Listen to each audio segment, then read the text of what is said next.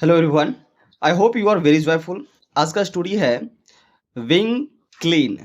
ठीक है, देखिए विंग में विंग से पहले यहाँ पे ना तो टू लगा हुआ है और ना ही विंग में आईएनजी लगा हुआ है। ठीक है, तो इसका हम स्पोकन में एज ए वर्ब प्रयोग नहीं करेंगे।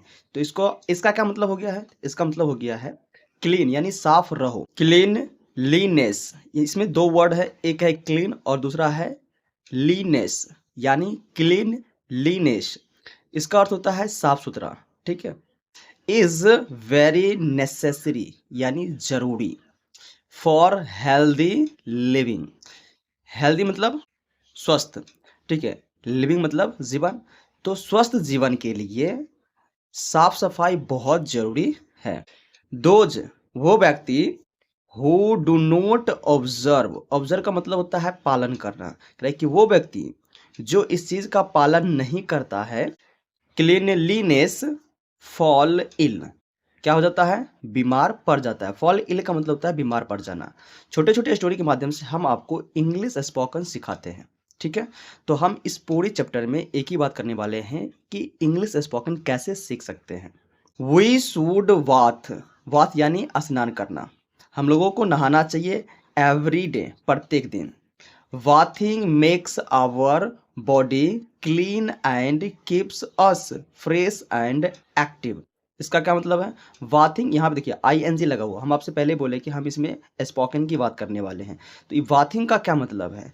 तो जैसे ही बाथ में आईएनजी लग गया, आईएनजी लग गया, तो बाथिंग का मतलब हो गया है स्नान करना। ठीक है, जब भी किसी वर्ब में आईएनजी लग जाता है तो उसको एज ए वर्ब वही प्रयोग करते हैं, उसका जो अर्थ होता है वही बोलते हैं।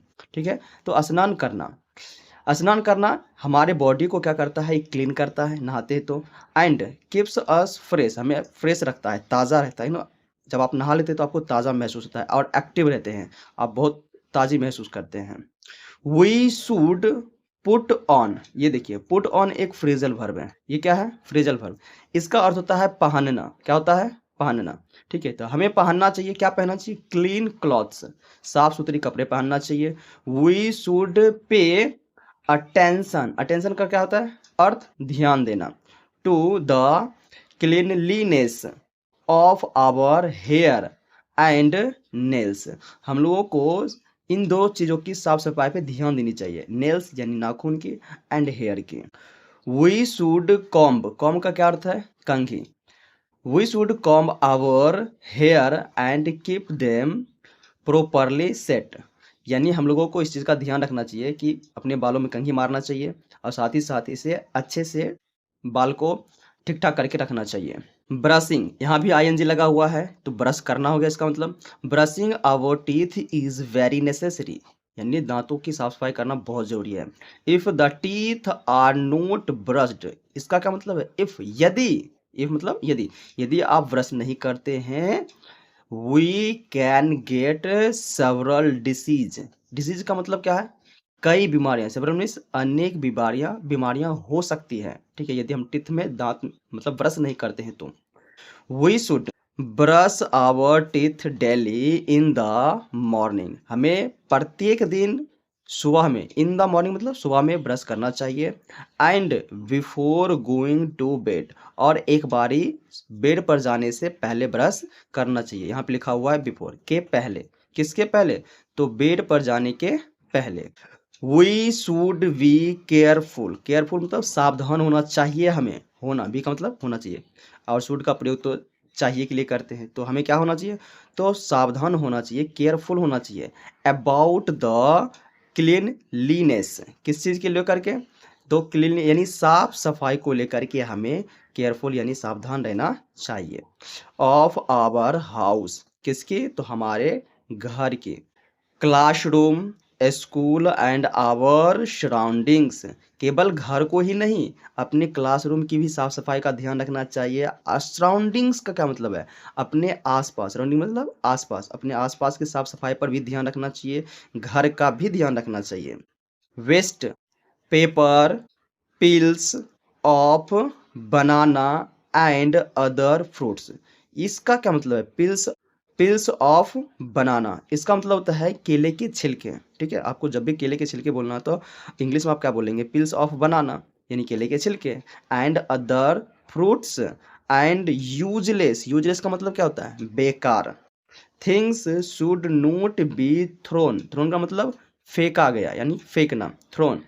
हेयर एंड देयर, यहाँ पे इसका एक ही बार प्रयोग होता है। हेयर एंड देयर का मतलब यहाँ वहाँ नहीं फेंकना चाहिए। किन चीज़ को?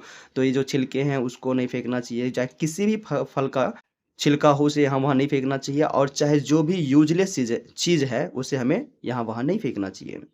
वी शुड डिस्पोज, डिस्पोज मतलब उसे कहाँ फेंकना चाहिए? Them in the covered dustbin only, यानी हमें उसे कहाँ फेंकना चाहिए?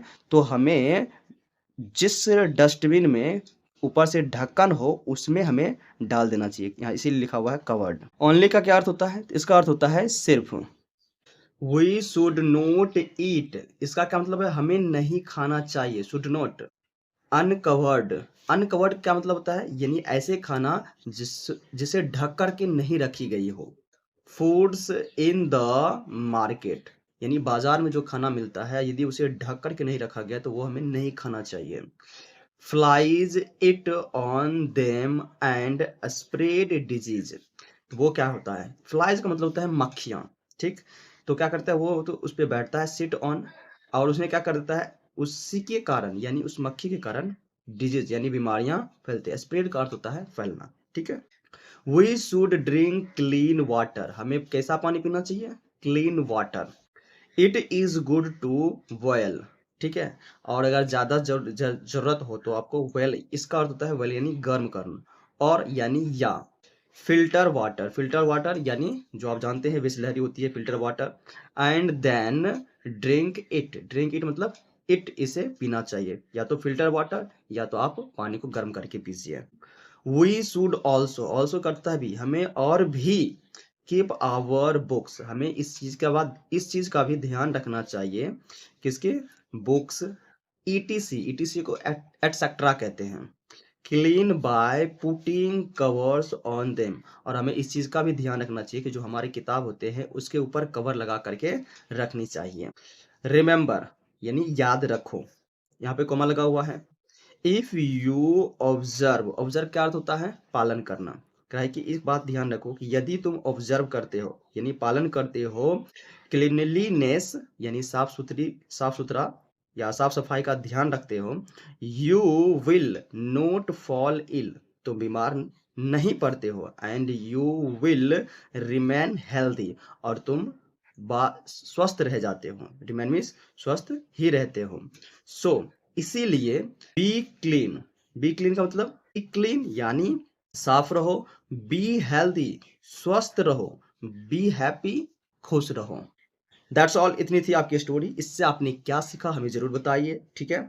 Thank you so much.